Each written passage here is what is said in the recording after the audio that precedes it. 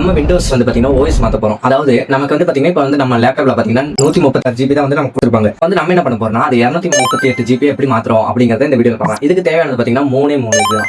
ஒன்னு லேப்டாப், அப்புறம் இல்ல 5G மொபைல், அப்புறம் வந்து பென்ட்ரைவ். வந்து பாத்தீங்கன்னா ஃபர்ஸ்ட் இந்த பென்ட்ரைவ்ல வந்து பாத்தீங்கன்னா 8 ஜிபிக்கு மேல இருக்கிற மாதிரி பாத்துக்கோங்க. 8 ஜிபி ரேம் அந்த பென்ட்ரைவ்ல எந்த ஒரு இதுவுமே இருக்கக்கூடாது. எந்த ஒரு போட்டோ, இமேஜ், மியூசிக் எதுவுமே இருக்காது. அதை என்ன பண்ண போறோம்னா அந்த பென்ட்ரைவை உங்க லேப்டாப்ல குத்தி அதுல இருக்கிற இந்த ஸ்டோரேஜை போயிட்டு நீங்க ரைட் கிளிக் பண்ணீங்கன்னா ரைட் கிளிக் பண்ணதுக்கு அப்புறம் அதை பாத்தீங்கன்னா ஃபார்மேட் ஒரு ஆப்ஷன் காட்டும். அந்த ஃபார்மேட் ஆப்ஷனை நீங்க கொடுத்து ஃபார்மேட் ஆப்ஷனை கொடுத்தீங்கன்னா அதுல இருக்கிற எல்லாமே எரேஸ் ஆயிரும். அதுக்கப்புறம் பாத்தீங்கன்னா நீங்க இது குரோம்லயோ இல்ல ஃபயர்பாக்ஸ்ல ஏதாச்சும் ஒன்று இதுக்குள்ள போயிட்டு விண்டோஸ் 11 கிரியேஷன் டூல்னு போட்டீங்கன்னா ஃபர்ஸ்ட்லேயே விண்டோஸ் 11 ஒன்று வரும். அதை நீங்க தொட்டு கிளிக் பண்ணீங்கன்னா உள்ள போனீங்கன்னா போனதுக்கப்புறம் பாத்தீங்கன்னா விண்டோஸ் இது கொடுத்தீங்கன்னா இது கொடுத்ததுக்கப்புறம் உள்ள போகும். உள்ள போனதுக்கப்புறம் பாத்தீங்கன்னா கீழே வந்து பாத்தீங்கன்னா விண்டோஸ் 11 கிரியேஷன் ஆனா கொஞ்சம் சும்மா இருக்கியா, மனப்பாடம் பண்ணி ஓட்டிக்கிட்டு இருக்கேன். இன்ஸ்டால் மீடியான்னு ஒன்று இருக்கும். அந்த மீடியா கீழே பாத்தீங்கன்னா டவுன்லோட் இருக்கும். அந்த டவுன்லோட் நம்ம கொடுத்தீங்கன்னா உங்களுக்கு எதுன்னு கேட்கும். அதில் இதுல செலக்ட் பண்ணதுக்கப்புறம் இல்ல யூஎஸ்பி டிரைவ் காட்டும். அதை நீங்க கொடுத்து டவுன்லோட் பண்ணிக்கோங்க.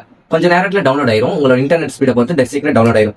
அப்புறம் அப்படி டவுன்லோட் ஆன அந்த பென் டிரைவை நீங்க லேப்டாப்ல குத்தி வச்சுக்கோங்க. குத்தி வச்சுட்டு இப்போ உங்களோட லேப்டாப் வந்து ரீஸ்டார்ட் பண்ணுங்க. ரீஸ்டார்ட் பண்ணும்போது நீங்க வந்து இப்போ ஹெச்பி லேப்டாப் வச்சிருக்கீங்க. அதாவது ஹெச்பி லேப்டாப் வச்சிருக்கவங்களுக்கு பாத்தீங்கன்னா F9 கொடுக்கணும். இதே வந்து ஆசர் வச்சிருக்கவங்க வந்து F12 கொடுத்தீங்கன்னா உங்களுக்கு இதாகும். இப்போ வந்து நீங்க ஹெச்பி லேப்டாப் வச்சிருக்கவங்க பாத்தீங்கன்னா F9 கொடுங்க. F9 கொடுத்துட்டே இருந்தீங்கன்னா உங்களுக்கு வந்து ஒரு பூட்டபிள் இதாகும். இதுல வந்து 3 என்ன சஜெக்ஷன் காட்டும். அதை பாத்தீங்கன்னா மூணாவதா பாத்தீங்கன்னா ஒன்னு காட்டும் யூஎஸ்பி ஹார்ட் டிரைவ் UEFI அப்படின்னு ஒன்னு காட்டும். நீங்க கிளிக் பண்ணீங்கன்னா அதுல காட்டும் ஒரு சில டிஸ்க் 0 அப்படின்னு காட்டும். அந்த டிஸ்க் 0 இதெல்லாம் ஒவ்வொன்றா கொடுத்து நீங்க டெலிட் பண்ணிட்டே வந்தீங்கன்னா 0 அன்எலெக்டட் காட்டும். அதுல பாத்தீங்கன்னா 138 ஜிபி வரைக்கும் நீங்க வந்து கீழே ஒவ்வொன்றா டெலிட் பண்ணிட்டாங்க.